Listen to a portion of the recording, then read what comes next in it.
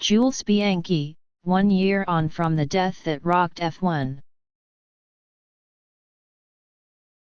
The brightly colored crash helmet still sits on the lounge table, his driver's suit hangs in the kitchen. It has been a year since Formula One driver Jules Bianchi died in an accident watched by millions across the world, a year that has brought unimaginable pain to the Bianchi family. Every day, every time I see his photography, I cry, his father Philippe Bianchi tells CNN's Amanda Davies. Sunday, July 17 marks the anniversary when Jules succumbed to the horrendous injuries he suffered after a high-speed crash at the 2014 Japanese Grand Prix. Philip has not watched the crash again, he does not want to relive that moment. To lose a child is not normal. For all the parents who lose children it's difficult, he says. It's difficult for me. It's difficult for his mother. It's difficult for all.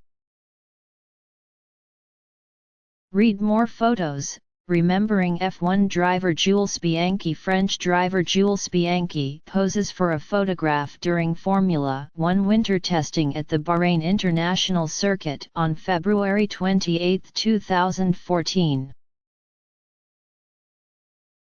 The world of F1 was shaken by the death of the popular driver on July 17, 2015, after he suffered a serious head injury during a crash 9 months earlier at the Japanese Grand Prix on October 5, 2014.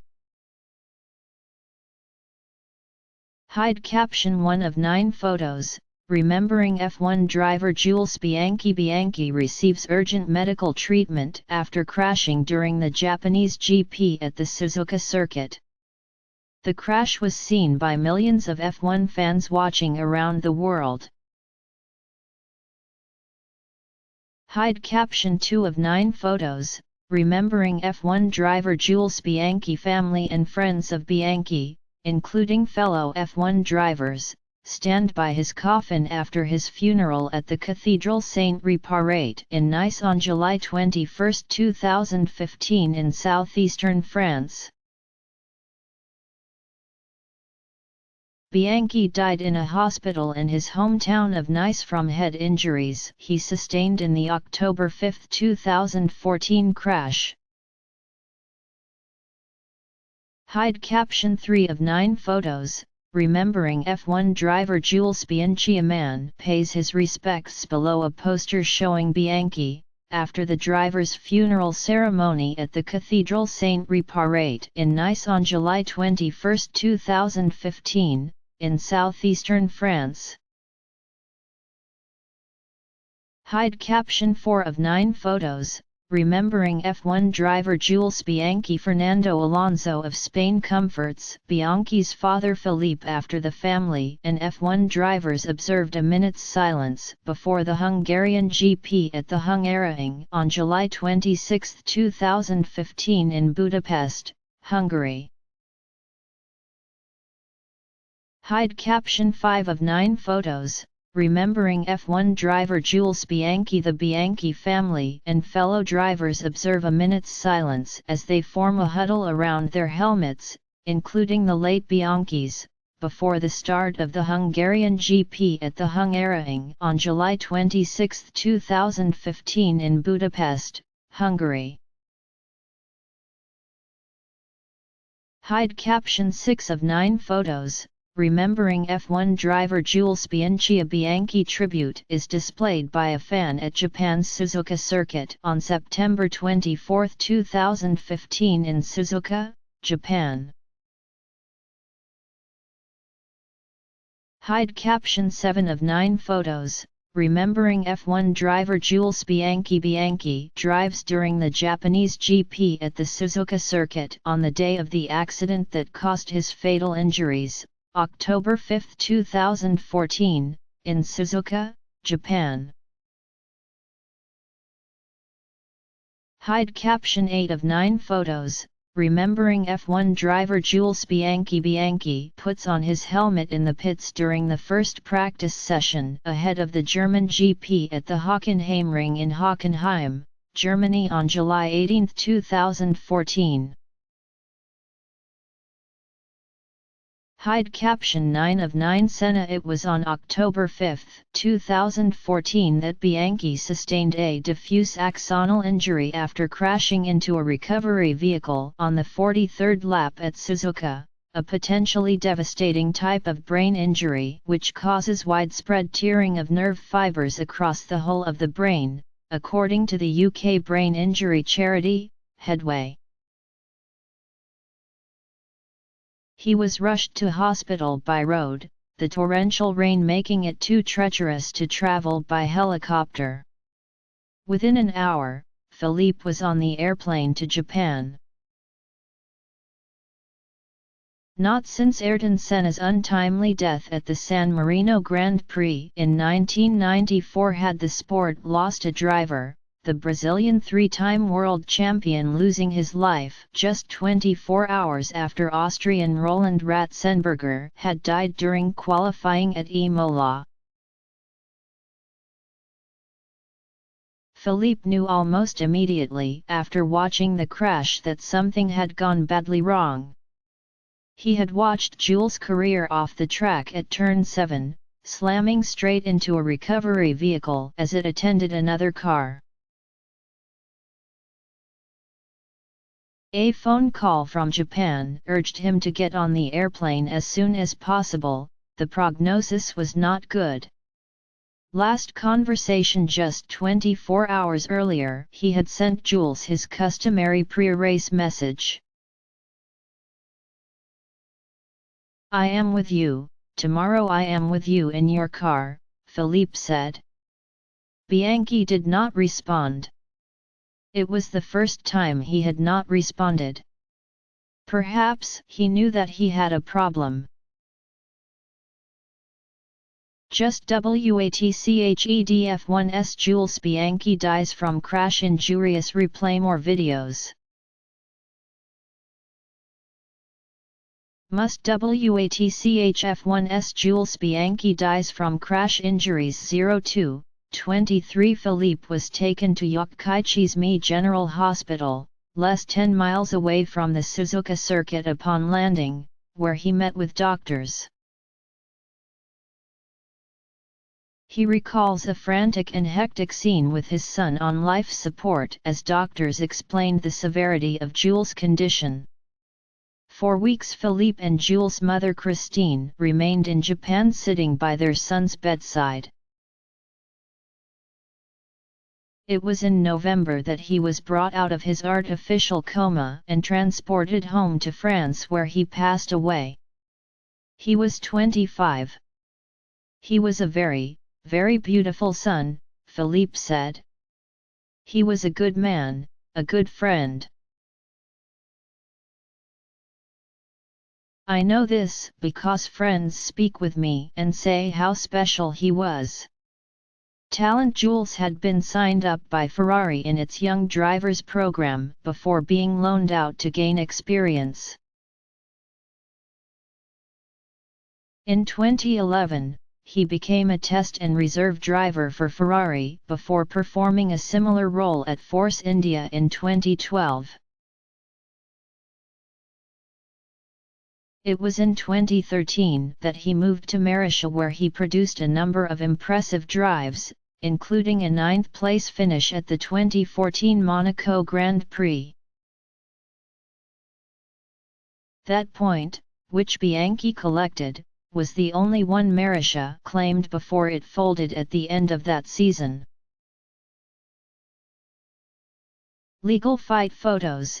F1 stars pay tribute to Jules Bianchi. Formula One drivers, including Pastor Maldonado and Felipe Massa, seen here, attend the funeral of racer Jules Bianchi, who was honored in a service at the Cathedral Saint-Ré Parade in Nice on July 21.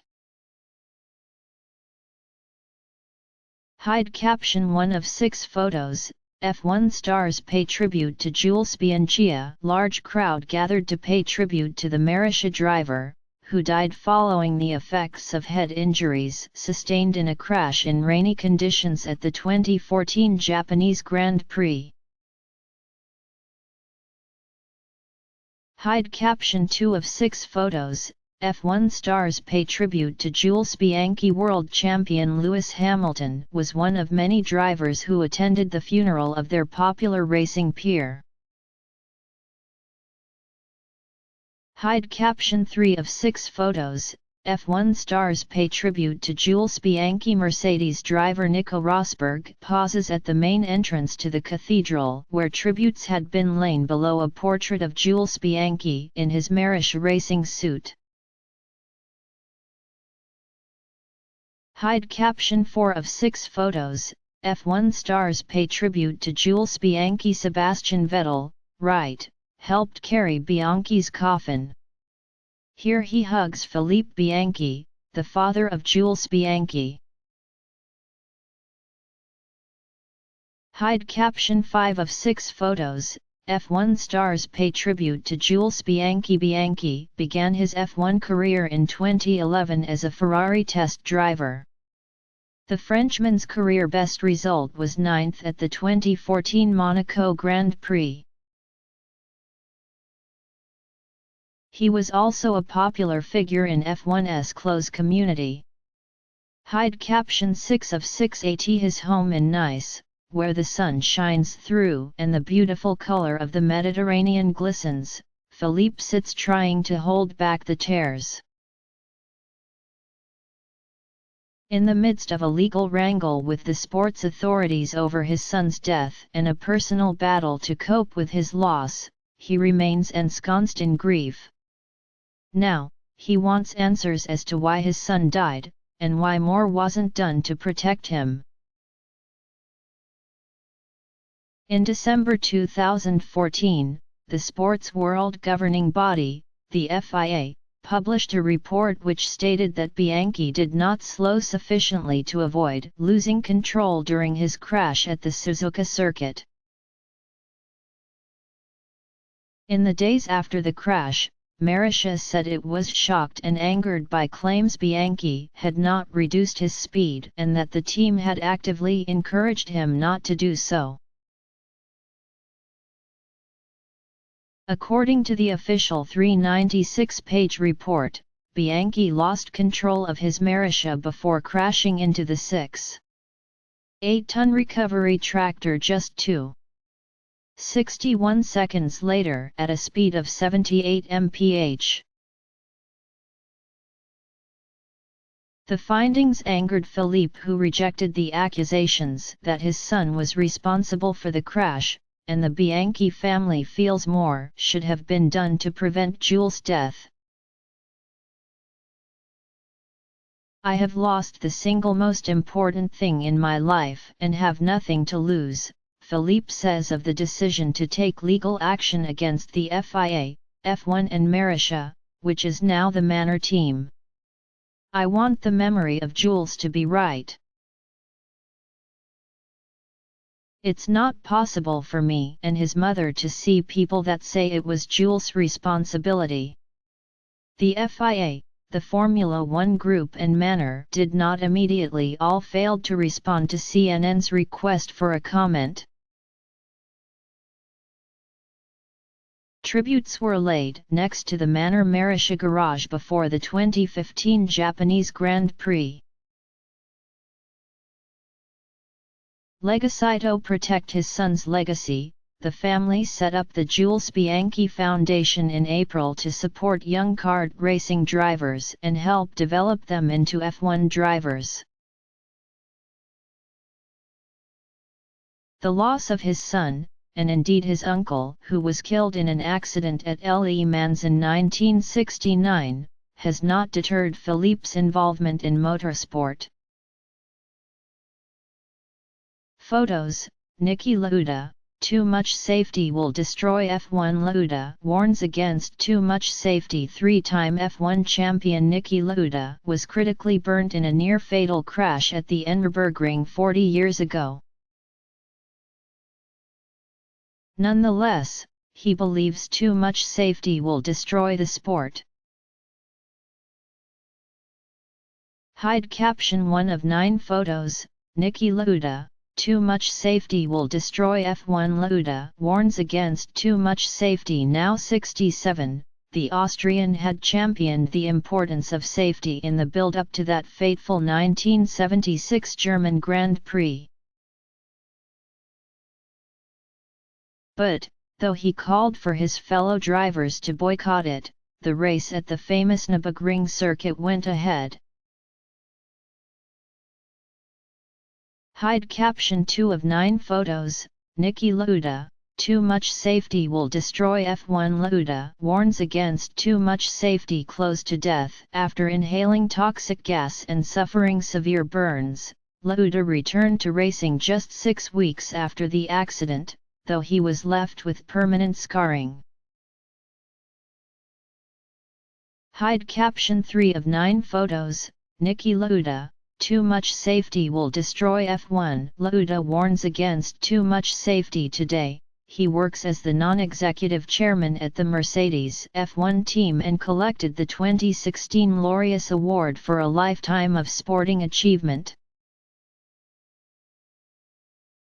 Hide caption 4 of 9 photos, Niki Lauda, too much safety will destroy F1. Lauda warns against too much safety. The former champion is not the only one to address the safety situation in motorsport. Alluding to the halo design considered for implementation next year, Nico Hülkenberg told CNN, "For me, single-seated racing in F1 has always been open, and I would like to see it open in the future."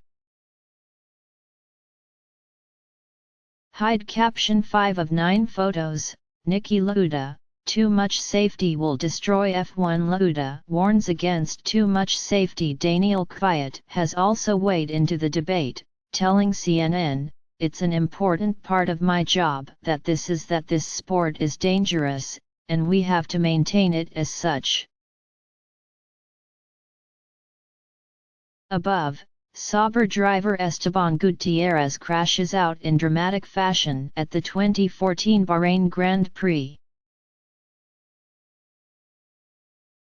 Hide caption 6 of 9 photos, Niki Lauda, too much safety will destroy F1. Lauda warns against too much safety. Spanish driver Fernando Alonso suffered a bad crash at the Australian Grand Prix this year.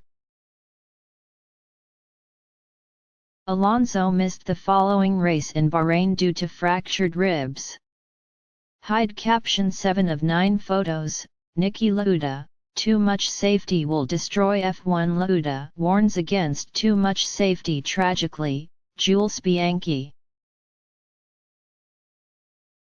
The Frenchman died last year as a result of injuries suffered in a crash at the 2014 Japanese Grand Prix.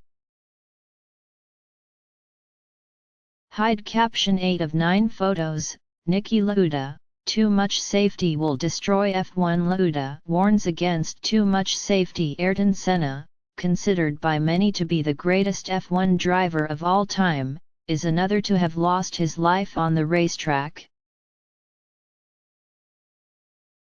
The triple world champion died following a crash at the Imola circuit in 1994. Hide caption 9 of 9 EVEN. When Jules was in hospital, Philippe kept going back to the track and encouraging the next generation. Looking back now, would he have ever told his own son that becoming a driver in Formula One was too dangerous? Impossible, he says. When he was born to be a professional driver.